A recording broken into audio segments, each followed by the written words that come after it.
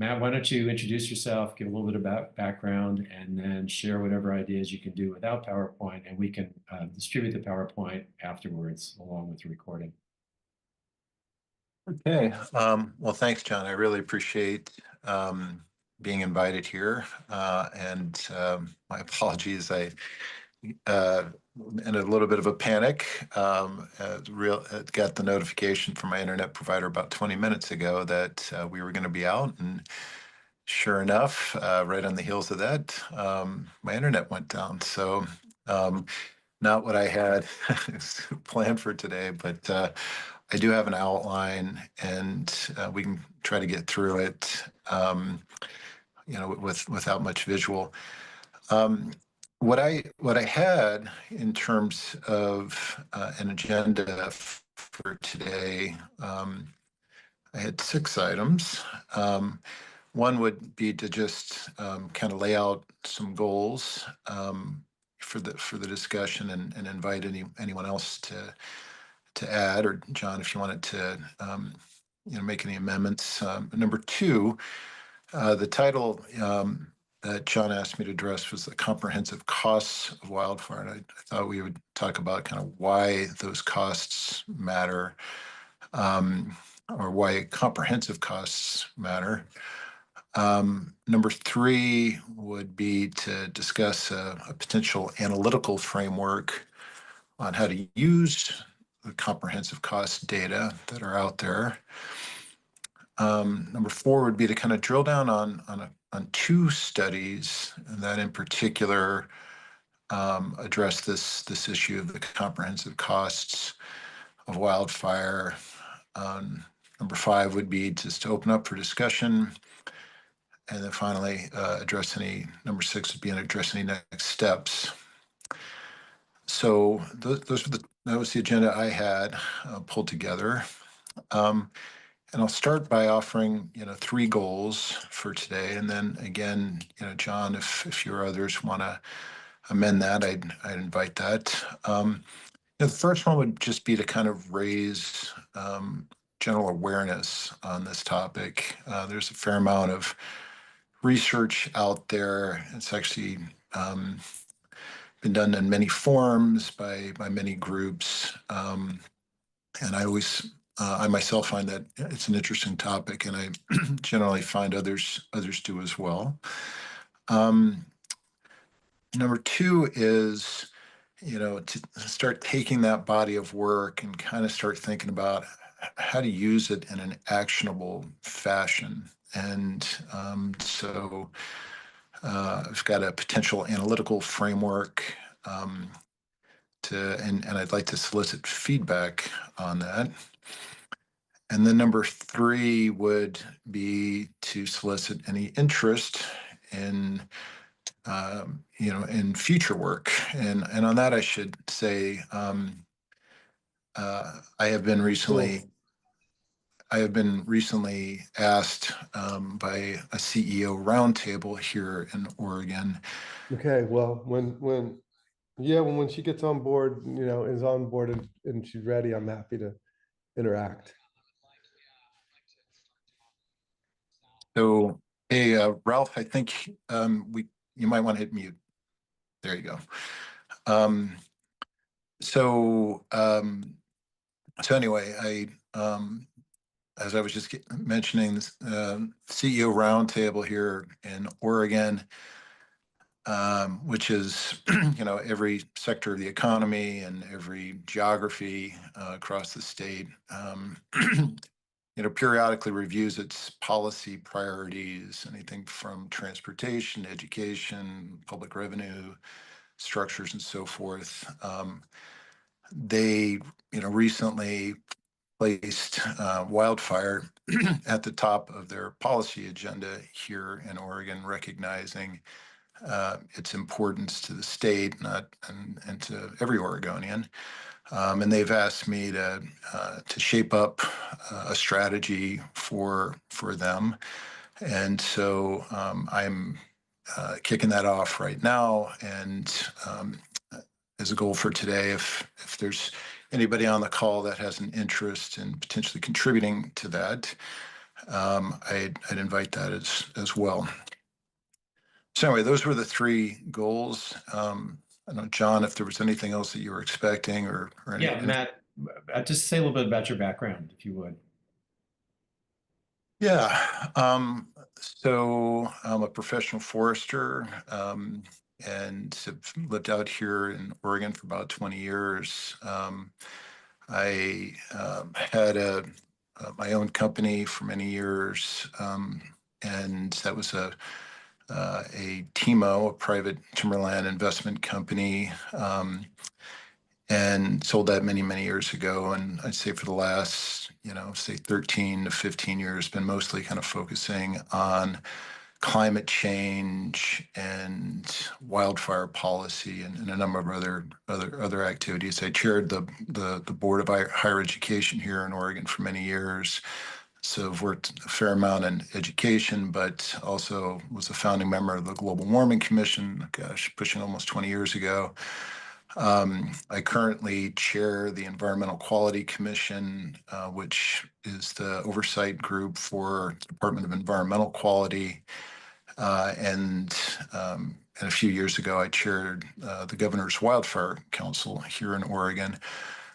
So, as I mentioned, kind of mostly focused on climate issues, wildfire issues. Spent the last few years helping the Yale Carbon Containment Lab work on carbon capture and storage technology and commercialization and similar work as that.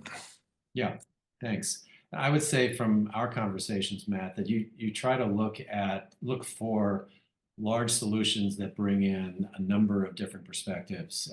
The presentations that we've had with former Governor Kitzhaber, where he was trying to link rural economic development, housing issues in the cities, and forest management and wildfire prevention, were some ideas that you have helped him develop over the years. And so I think that those presentations are some of the most stimulating ones that we've had in this series. So that was part of the reason that I asked you to join us. So I think everybody here is aware of the problems we have with the overgrown forests from 100 years of policy of not letting the fires grow. And you've looked specifically at Oregon in terms of what is it going to take to do the amount of thinning and the amount of controlled burns that we would need. And I think you're trying to quantify what those numbers are. And as part of what was in the interview that you shared with us yesterday was to really try to pin down some numbers of what would it actually cost. And given that we can't afford to do everything that's needed, how do we prioritize? So could you maybe just talk a little bit about what are the new approaches that you're trying to add to the discussions that many of the people here have been involved with for a couple of decades? Yeah. Well, thanks, John. I guess the first thing I should say is that this initiative that I'm working on for the CEO Roundtable really does extend beyond forestry issues, and we are looking at utilities and insurance and kind of what I would say all the elements of the cohesive wildland fire management strategy. I think forest management, vegetative management, rangeland management is an element of that. It's obviously an element that's very important here in the Northwest. And I would say it's particularly important given the diversity of perspectives that are out there, and trying to bring some sort of harmony and some sort of a common vision for beneficial wildfire as well as non-beneficial wildfire and wildfire policy is going to be one of the major elements of this project. And so I can speak a little bit more to that today, but I do want to be clear that this is not exclusively looking at forestry issues. We're looking at kind of the broader wildfire policy landscape out here, and trying to be, I think, true to the National Cohesive Framework, which is really been the guidelines to all the policy work that that I've been involved with out here in Oregon.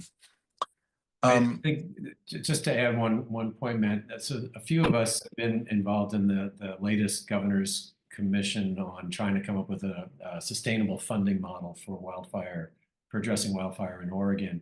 And the costs are so large. I mean, last year it was like $350 million to fight fires in Oregon, which was not budgeted for at a time. And the state doesn't think it has a lot of extra money around, so prioritizing is a challenge. What, how is the work that you're doing looking at this problem? I mean, clearly the firefighting organizations, their priority is to save lives and then to protect property. But there doesn't seem to be much money left for mitigation, and hasn't been in the past. So figuring out where we could get some new revenue or how we can reapportion the revenue we have is something that's getting a lot of attention right now in Oregon. How does your work dovetail with some of those questions? Yeah, let me suggest, John. I think kind of the broader outline that I've got here is intended to get right at that. So let me just suggest kind of hop in here Sure. and start by saying I think a lot of folks here on the discussion will be very familiar. There's a whole pretty large and I think growing body of research on this comprehensive costs of wildfire. I think that the general notion is that, typically we think about wildfire costs, particularly, what's reported in the news. We think about suppression costs, maybe property damage. You even see some studies, coming from, inside the wildfire community that really focus on timber damage and things like that. And I think that the general notion is that, the true cost, the comprehensive cost of wildfire, are much, much greater than that. And so that's, there's been a fair number of studies from the Federal Reserve on that, from economic consultant groups on that.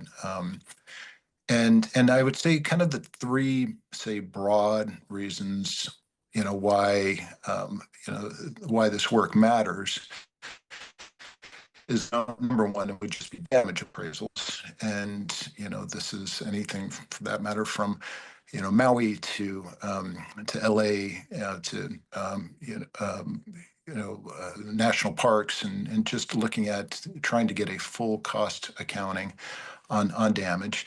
But I think increasingly, it's also being looked upon for, say, policy context, because um, we do have, this growing wildfire problem across the globe, and we don't have enough resources. And I think policymakers are doing the right thing by, asking, can we afford all these policy requests that we're seeing at the federal level, the state level? And it's natural to kind of benchmark future policies, future funding, future investments against former policies. And when you do that, these increases that are being requested, whether it's here in Oregon or other Western states or at the federal level, they seem quite outlandish. I mean, if your benchmark is what have we been doing, then I think these benchmarks are, or these requests are astounding. If, however, you put these policy requests in the context of the total damage that's being done, the comprehensive cost, then they actually, a lot of them seem quite reasonable. And so I think that's a big part of it. And I would point to specifically a report done by the Joint Economic Committee, a Joint Economic Congressional Committee from Democrats in 2023. It came out of Senator Heinrich's committee, where he or that committee specifically looked at the cost of wildfire annually. I think the estimates were on the low end, 393 billion, or ballpark 400 billion, up toward to $400 billion annually. And they used that as policy context to discuss climate policy, to say, okay, we should support climate policy at the national level, given the amount of costs that the country's already incurring. And so, that would be, I think, an example. You also see the comprehensive cost of wildfire, frequently mentioned at the state level. You see, the Commission on Wildfire that under the under the Biden administration, issued a flurry of recommendations. You've seen that here in Oregon and other states. And so understanding this full context, or excuse me, the full comprehensive cost of wildfire, I think is important, whether you're looking at climate policy or something more specific like hardening homes or the wildfire map here in Oregon. There are a number of very, very impactful policies, wildfire policies being proposed at the state and federal level. And so this comprehensive cost, I think, is being used as context for those policy proposals. And I think the third reason why comprehensive costs matters is to potentially, locate mitigation funding. And you see this being done at the project level, at the state level, which is to say, okay, if we have, if wildfire is causing costs to say water quality or quantity, then that could be a source of mitigation funding. You also see this, with carbon and climate policy. It's discussed in the health context to the extent that wildfire smoke and is causing health impacts. That could be potentially a source of mitigation funding. So again, what you're seeing is a kind of a growing body of research, in this area. And I mentioned, with regard to policy context, I mentioned some mitigation, considerations, whether it's climate policy or development inside the WUI, changes to, utility policies, whether it's looking at tort reform or, funds to, help compensate, wildfire damage, but also vegetative management. And I think that's kind of what John was asking me to speak to here specifically, which is, the cost of vegetative management proposals are quite staggering.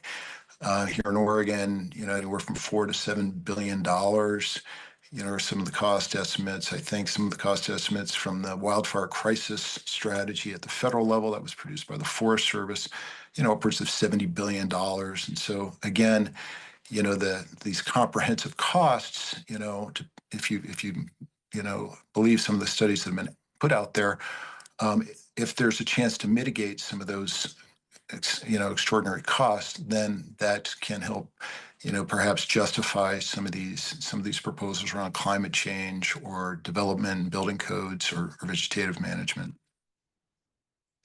Right. So I want to talk a little bit about how we might make all this actionable. And John drew attention to forest policy, but I want to be clear. I think this would extend beyond forest policy. And, I think we're going to have a lot of very difficult discussions in the years ahead on things like, the wildfire risk map that we have here in Oregon that has kind of shifted its emphasis away from regulations to more towards informing the public. But I would say things like that are quite thorny when you start thinking about private property rights and regulations involving defensible space and building codes and potential implications on insurance and so forth.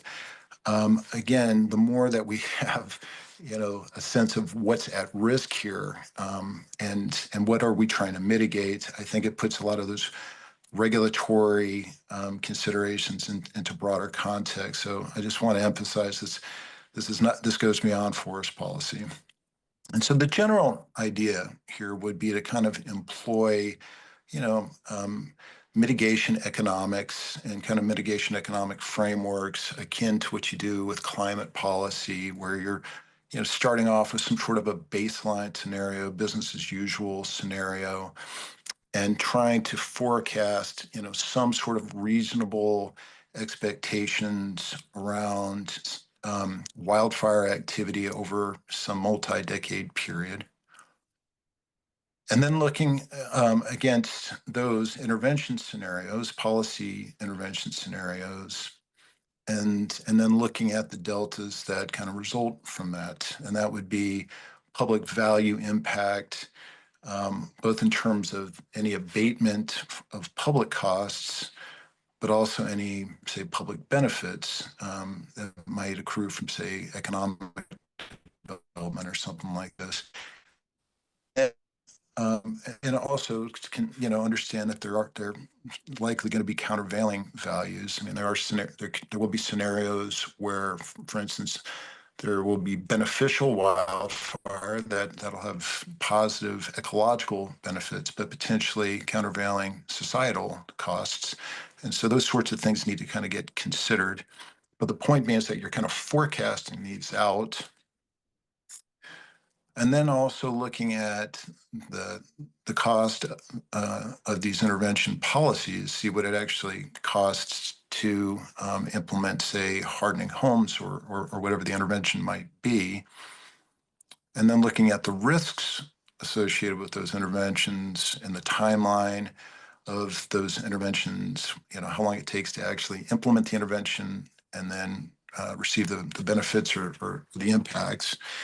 And so that's the framework there starts to look at what are the mitigation benefits, expenses, and risks to help to start to provide a kind of a framework for prioritizing various policies. Again, going back to the cohesive framework, I think here in Oregon we had 37 recommendations from from the council that I chaired, and within those there would be many sub recommendations, and so trying to provide policymakers some sort of a disciplined analytical policy framework so that they can draw some conclusions.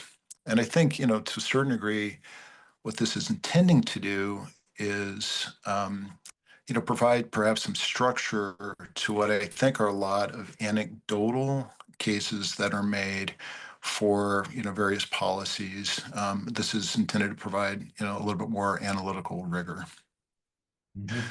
So with that, I guess the last couple of things that I would mention before opening up to discussion is I do, there's a couple studies in particular that I think are relevant. And, the first one was done in 2022 by the Western Forestry Leadership Coalition. And this one was sponsored by the U.S. Forest Service and many others. And so this was I would say very much in keeping, with what I'm describing. This study was commissioned in recognition of the fact that there are a lot of studies out there, and there has been a growing body of work over the last several decades, and there's just been different methodologies that have been used around this. And this is trying to provide some sort of standardization of the cost morphology and start to, develop kind of a common approach to provide more academic rigor and, perhaps a little bit more validity to to the various approaches that have been out there. And and so I would recommend anybody that has an interest in this. That would be a study against by the Western Forestry Leadership Coalition. It was done in 2022, and it tries to start hanging some structure onto the comprehensive costs. And it specifically talks about the potential applications for policy development. The second one is one I mentioned just a moment ago, which is the analysis done by the Joint Economic Committee, Congressional Committee from the Democrats, and that's the committee that's or subcommittee that's chaired by Senator Heinrich, and that came out in 2023. And again, it attempted to provide kind of a single number, or at least a range, and the range was between $400 and $900 billion annually. It also took a crack at itemizing the types of costs in there. It did not completely line up with the categorization that was used in the Western Forestry Leadership Coalition study, but they largely align. So that's another study that I would just say anybody that has an interest in this, I would direct you to. A couple of things that I would just, note, particularly from the latter study, the Joint Economic Committee's study, is just the very high proportion of overall costs that are, perhaps not what we traditionally consider, and it's stakeholders that are not really in the debate. And so the vast majority of the wildfire costs that were identified there involved health, um, economic impacts to local communities, and impacts to real estate values, property values. I would say a lot of the costs that are traditionally, considered things like suppression costs are actually show up as fairly small portions of the pie chart.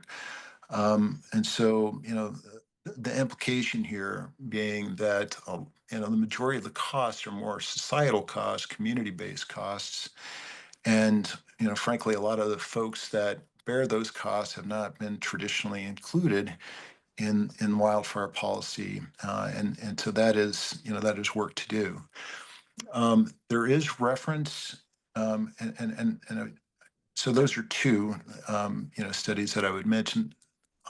Third, and I don't have a specific study that I would point to, but there are numerous studies that point to the equity implications of wildfire costs, and how the these comprehensive costs that I'm mentioning are not equitably borne. They are disproportionately borne by vulnerable communities, both urban and rural.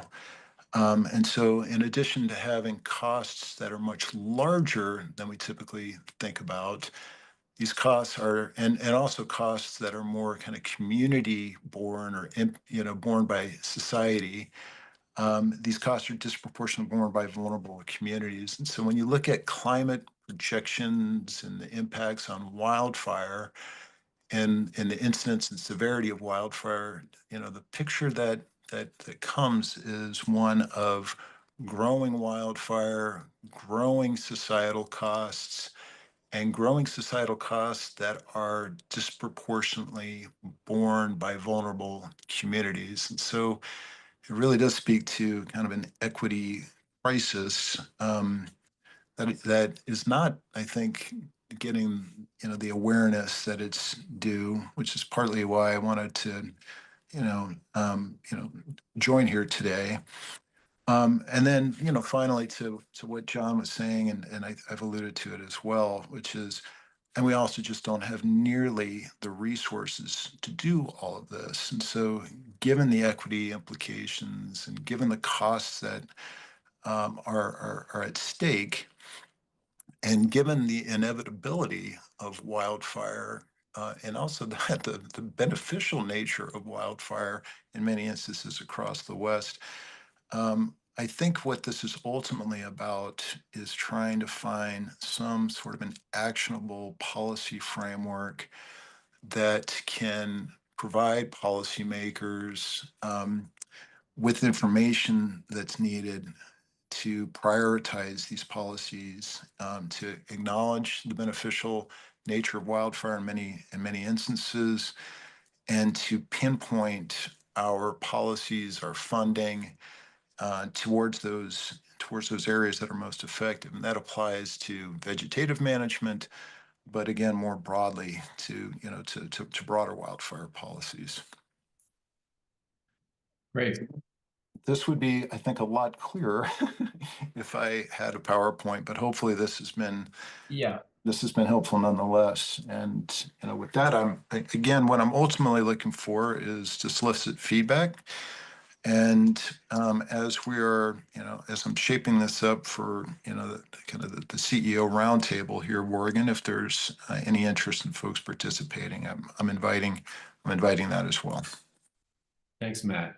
I have two reactions, and then we can open it up. One is, what I hear you saying is, as I look at the names on the screen here, a lot of them have given presentations covering different parts of what you're discussing. And I think what you're saying is, can we get to a higher level of integration of all of these different components and try to see from an economic standpoint how they all add up or don't add up? And then, given what those costs are, how do we prioritize the response. The second reaction is much of what you're discussing made a lot more sense 3 months ago than it does now, or it was a different context where if you present things in a rational way and you line up all the arguments, that there's then going to be a reaction to those based on some sort of rational process. And that doesn't seem to be where at least the federal government is right now. But maybe leave that aside. I would invite people who are still here. John, if I might, Yeah. people are still here. Are you suggesting I've driven our audience away here, John? No, I was just going to ask people to turn their videos back on so we can have more of a discussion. Yeah, I'm joking. I guess on the first point, though, I appreciate you saying what you did. I think I was fortunate enough to attend this the seminar from the National Academy of Sciences. And John, actually, I think you were the one that invited me down to that in Irvine. And this was kind of one of the frequent topics, which is how do we make a lot of the science, a lot of the research actionable for policymakers? And how do you, perhaps, find a lingua franca where you can kind of take all the great information and research and science that's coming out and turn it into an actionable actionable information set. So, yeah, this is very much in keeping with that. I think there is a fair amount of work on environmental economics, just the economics of all these externalities. And so I guess that is kind of a base assumption here, or a question is that the right way to provide actionable information for policy analysis? Right. And I would just point out in the chat, Jeff Rubin, who works on a lot of different hazards, is saying that these issues that you're raising are common to many other challenges that society faces, and figuring out how we as scientists can get our messages heard is really a challenge. So Harry has a question, and then I think Casey had one as well. So Harry, go ahead. Thanks, Matt. I'm up at UBC in Vancouver. So the issues, of course, that you talk about are highly relevant. And I'm just going to share a quick story. We looked at this a few years ago. I worked on a project where we were asked by senior executive in the Ministry of Forests to do a cost-benefit analysis of trying to protect from wildfire. And our takeaway was cost-benefit framework, which is basically what you're describing, we didn't think was an appropriate way to deal with this. And again, I don't want to sidetrack this, but I'll send you kind of what that report was that we thought about it. We viewed it more of an insurance kind of approach to how you thought about this. And it focused exclusively on fuel treatments, because that's kind of what everybody was looking at. So it's an academic argument, but you can take a look at it. And I just worry that we can generate these massive numbers because it's huge, but that doesn't necessarily translate like it does for other things to, if we only spent like 10% of this, look at all the damages we'd avoid. Wildfire doesn't map so nicely to that framework. Yeah, I appreciate that's it's good, honest feedback. That's kind of what I'm asking for here. And if you wouldn't mind sharing that paper, that'd be very, very much appreciated. I'll send it to John to send to you, Matt. Yep. Okay, thanks. Great. Casey, you had a comment in the chat. Oh yeah. I wasn't sure if I wanted to ask it, but I guess I will. First, thank you, John. Thanks, Matt. And great question or observation, Harry. It put into words the thing I've seen before, which is kind of a feeling of squishiness. Like that's not really, these very large numbers seem to not really be real, especially when you're trying to then cut them in half by investing in some of that money. And I will say that, Matt, I live in rural Oregon, and there's not like more money from public health that we can apply to wildfire. So I just want to put that out there, that like public health is pretty stretched thin, as well as other areas. And so I seem to be seeing that the polluters may be the ones who need to be paying for this. And that's another whole conversation. But what I wanted to ask you about specifically was, because I don't know this comprehensive cost analysis approach, does it include, you referenced a little bit of the benefits of wildfire. Does it include the economic value of wildfire on the landscape, specifically for ecosystem health and habitat restoration? Awesome. Thank you so much. So I want to be clear that I think where things stand at this point are largely kind of itemizing these costs. I have not seen yet a whole lot of quantification. That is kind of what the idea is to start trying to provide more quantification. What you do see is there's a huge body of work on the quantification of wildfire damage to ecosystem services. I mean, there's a lot of work done on that, including litigation, and but it's typically backward looking.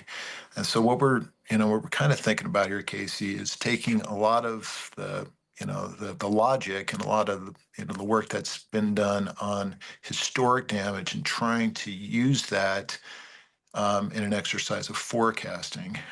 So yeah, the idea would be to try to, again, I mentioned this kind of the countervailing values. I think if you don't take that on, then I think it's going to be a very incomplete and kind of, frankly, harmful analysis if you're only looking at costs and not looking at ecological benefits. Then I think it could actually be a very misleading analysis. Thanks, Jeff. Yeah, I mean, I agree with pretty much everything that Matt said. My comment was really focused on the fact that we've been down this road and other hazards when we were working on the state seismic resilience plan in 2013, and then the implementation plan for that in the following legislative session. We similar magnitude of numbers. The utilities it insisted on full indemnification just to do a hazard analysis, something that was not available to any other entity, public or private, and they still don't really do much. When we did come up with our findings, we found that as with the wildfire map, the state agencies responsible for them were woefully unprepared or simply incapable of actually managing it. ODF with the wildfire map, OEM with a lot of the findings of the resilience plan, 10 plus years ago. And with pretty much every hazard, land use, how we build and where we build, land use and codes are always going to be the most effective form of mitigation. With the addendum of wildfires having the natural systems component that seismic mitigation doesn't really have.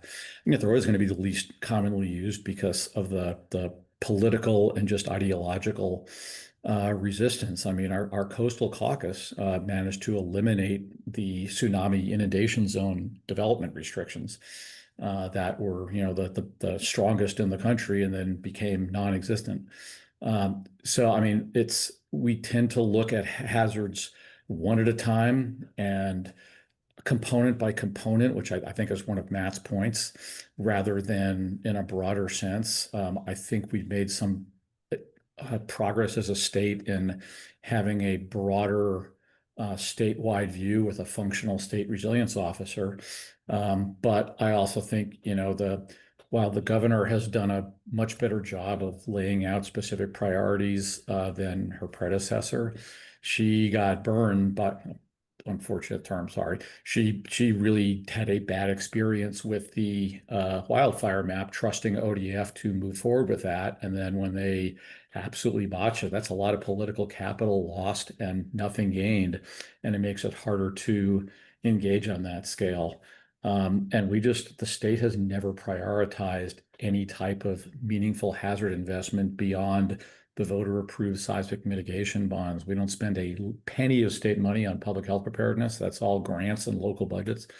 So I mean, it's a much larger ideological perception, however you want to put it, political shift, than just looking at wildfire hazards by themselves. It's much broader. It's not unique to Oregon. We just have a much less stable revenue system than, say, our neighboring states. Thanks, Jeff. So, Jeff, I didn't get your organization on my on my phone here in my attic. But anyway, maybe we could follow up offline. I'm completely disorganized. Yeah, I'm a semi-retired local emergency manager and recovering geologist. That's how I put it. I am affiliated with a few different organizations, mostly educational and volunteer, but I'm not representing any of them. Okay. So something that actually, I think all of you kind of all of your comments, something that kind of triggered that I should have said, and that is, I think some, to some degree, I'm borrowing from the Stern study experience back in the UK, which, for those of you kind of familiar with climate policy, this was an economic analysis that really, I think, was kind of groundbreaking. And, it looked at, kind of the business as usual scenario versus kind of intervention scenarios. And it concluded, the intervention scenarios were costly when it came to climate change, but they were a heck of a lot less costly than, kind of the business as usual scenario. And I think, that provided, a lot of policy context for what became, I think, a lot more proactive,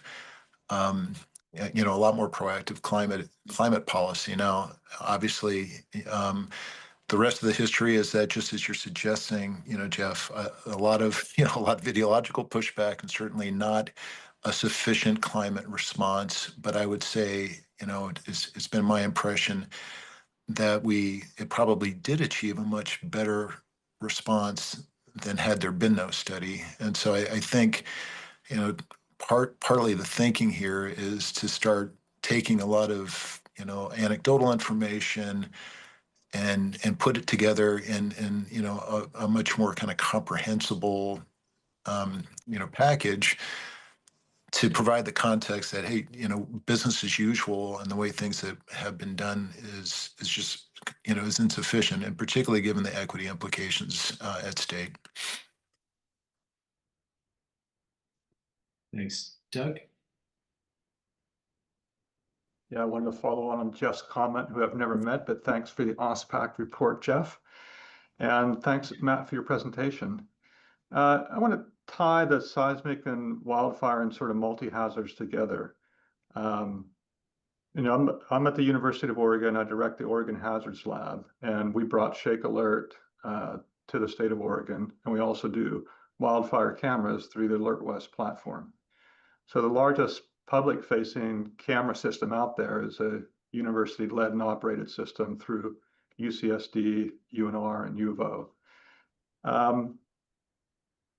What we've learned from this, aside from approaching it from a multi-hazards viewpoint, is that universities can facilitate collaboration between local, state, federal agencies, and the private sector.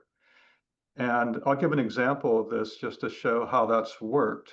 After the 2020, well, actually before the 2020 wildfires, I had reached out to the Eugene Water and Electric Board up the Mackenzie and said, hey, you have assets up the Mackenzie. Can we get cameras on those towers? They said, no, we're not really interested in that at the moment. We were actually up for funding from the state in that August session for the wildfire cameras, and it was declined at that moment in 2020. After the wildfires, I called up in October and I said, hey, remember me? We would like to put some cameras on those assets. And they said, yeah, we're interested in. So then we reached out to communities up the Mackenzie, up the Santiam, schools, state agencies, federal agencies, and talked about what could this multi-jurisdictional group of people do that would better respond to emergency communications and wildfire in the future.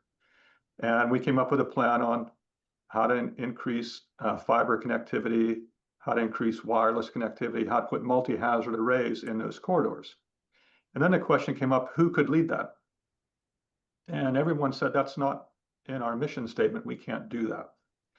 So in fact, the only organization that could tie everyone together was a public university that's a nonprofit organization.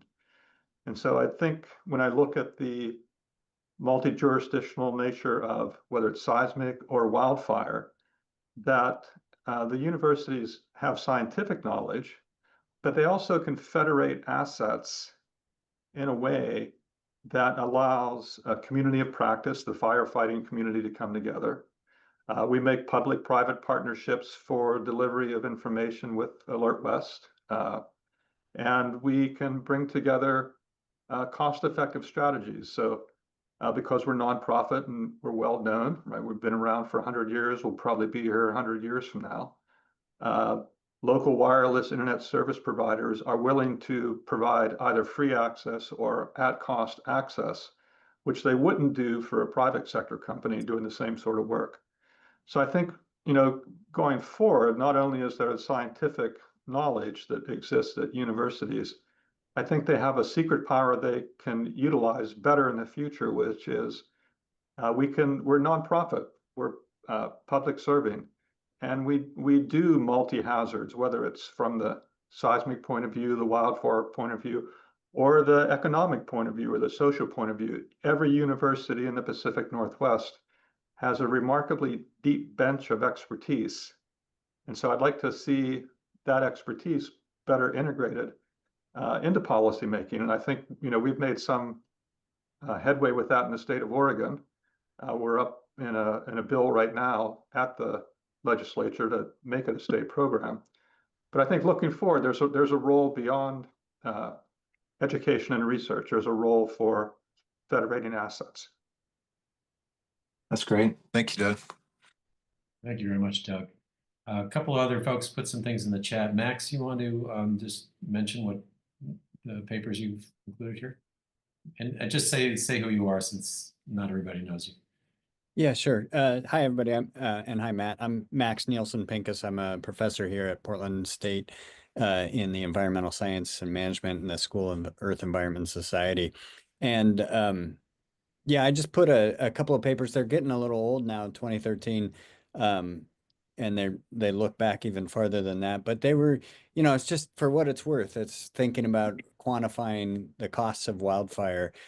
These two papers do is look at the labor market impacts of wildfires.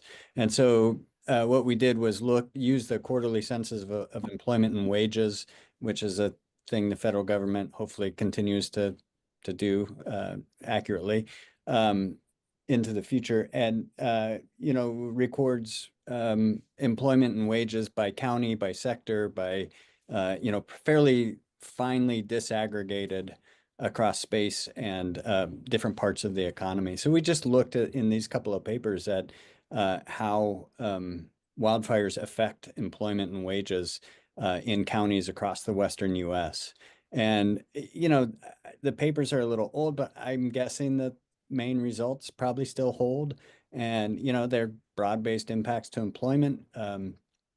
Those, they vary across time. And in fact, one of the things we found is you get a little bit of a bump up in employment during and immediately after fires while there's recovery going on. But then you get a longer term drag that goes on. And then places that have wildfires, counties that had wildfires saw more volatility in their employment and wages over time, just across the period that we looked at. Some sectors gain, other sectors lose. Manufacturing and construction tended to lose, except for construction, right? In the immediate aftermath of wildfires. Other sectors tended to gain. Yeah, I guess, maybe the one lesson from this is that, you can look at the impact of a natural disaster like wildfire, but probably any of the hazards that have been referenced here, and we can quantify those impacts to labor markets. And you know, and I focus on labor, we focused on labor markets in these couple of papers, but I just note that, you know, employment has a major impact on, you know, GDP, whether we're looking at the country scale or at the local scale. And as a, you know, sort of way to quantify macro scale economic impacts, it seemed like a useful one. Super. Very helpful. Thanks, Max. Yeah. Ralph? Hey, everyone. I guess I would just note for everyone who hasn't been tracking it that with respect to the utility bills that were, in my view, very wrong-headed immunity at the expense of Oregonians and probably put us in a lot more risk. And I testified quite strongly against the utility immunity bill 3666 and the 3917 fund bill, because the fund in California is pretty much tapped out by Dixie and Eaton. And, you know, in California, it's strict liability for power line ignited fires. We don't have that. In California, there is no safety certificate like the utilities we're seeking here. The insurance industry testified against those utility bills because to them it would be creating more risk and probably create more conditions for them to exit the state or raise premiums.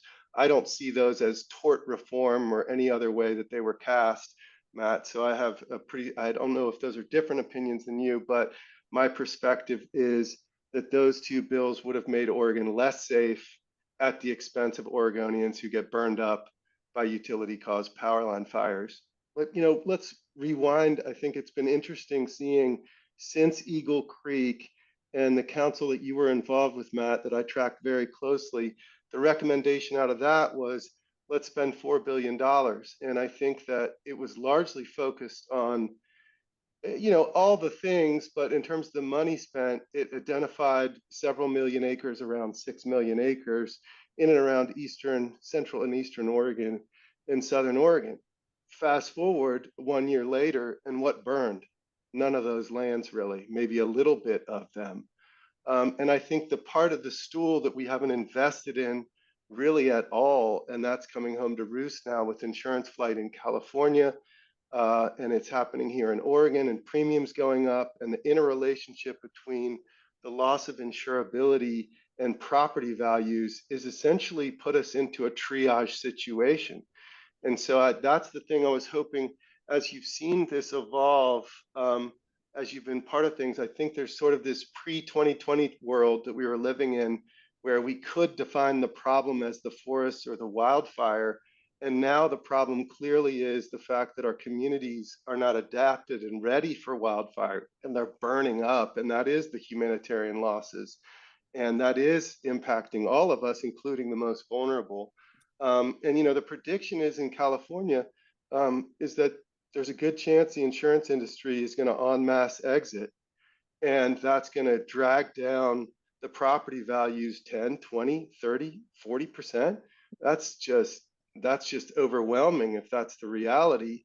And that's going to affect the bonding market. So, and that's going to affect mortgages and all of that. So that's a massive economic hit, probably maybe greater than the mortgage crisis of 08. And I've looked at what California spends. I've looked at what Oregon spends. We don't see expenditures on helping people retrofit their homes. If we would have taken that $4 billion and divided it by the average cost of a retrofit, according to Headwaters Economics of $6,000, we could have retrofitted over 500,000 homes. We could have very cheaply retrofitted all the homes that burned in the 2020 Labor Day fires. So I still feel like there's a lot of discussion about as Stephen Pine and Jack Cohen, a lot of stuff's framed up as the wildfire's the problem, and we need to manipulate VEG to change outcomes, and that's an extremely small lever. And I really think that we're in this triage situation that, you know, we need to spend first on making sure we don't lose communities. And so I was hoping you could reflect on that comment, that hot take from me. Thanks, Ralph. Let me just say, Matt, before you do, we're at 2 o'clock. I'm happy to keep this going for another 10 minutes or so for anybody who's available. Matt, your comment, and then Eric had something to say from British Columbia. Yeah, and unfortunately, John, I've got to take my son to a doctor's appointment here, Okay. so I've got to only perhaps 5 more minutes. um, I with regard to Ralph's comments, first of all, I think Ralph, I think I've acknowledged this many times, but I do want to say I think that your testimony and input to the 2019 process, was very helpful, to the state. I think it brought a lot of attention to, the opportunities with regard to hardening homes, and I think that was a lot of kind of early stage, work, at least, in my experience. And so I think I think a lot of that logic did find its way into into the recommendations, and so I think you should feel very good about that. I don't. I also want to say with regard to the $4.2 billion and 5.6 million acres, none of that was funded, or at least a teeny tiny fraction. So it's not as if we could go back and grab that money that was spent and think about how we should have spent it somewhere else, because we just didn't raise hardly any money there. And then the final thing is, the recommendations there were really to develop kind of a strategic financial plan around that acreage. And this is, when I'm describing this framework, would be exactly that it would kind of reveal what are the expected benefits and uplift from investments in mitigation. And I think to the extent you're right that other policies would be more effective, what I'm describing is a framework that that would reveal that.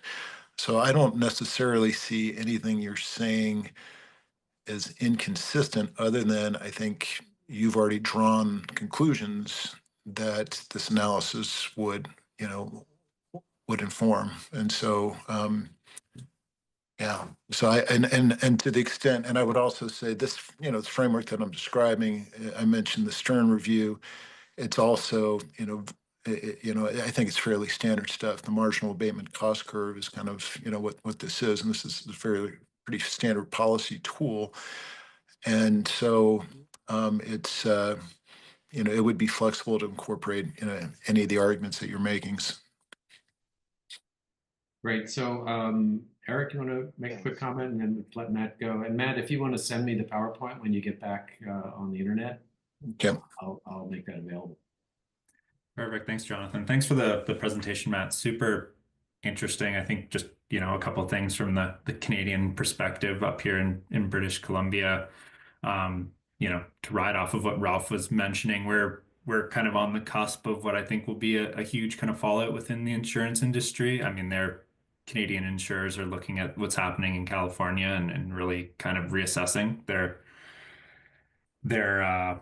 policies here in Canada. And yeah, just with the sort of economic fate of Canada kind of hanging in the balance here, there's a lot of uncertainty with regard to BC's forestry sector as a whole. And yeah, trying to really incorporate that jobs piece, the employment piece, and look at, most of our economically vulnerable communities are also, incredibly remote and also indigenous populations. So yeah, very, very complex, challenging problem to approach, and I appreciate your work. Thanks, Eric. Thank you all for joining us. Matt, thanks for ad-libbing. Good job. I don't think it was quite ab-libbing, but you know what I mean. Yeah. No, John, I appreciate the invite, and I appreciate everybody's very thoughtful input. And as I mentioned, we're kind of taking the next steps here and trying to shape this up in terms of a strategy for Oregon. And I particularly appreciated Doug, your kind of comments on the role that the universities can play. That's exactly, the kind of, input I was looking for in terms of how we should be organizing, in the future. So anybody that has an interest in, contributing, going forward, please get my contact information from John. Great. Okay, thanks everybody. We will have another one of these on Monday, May 5th at 1 o'clock, and look forward to seeing you then.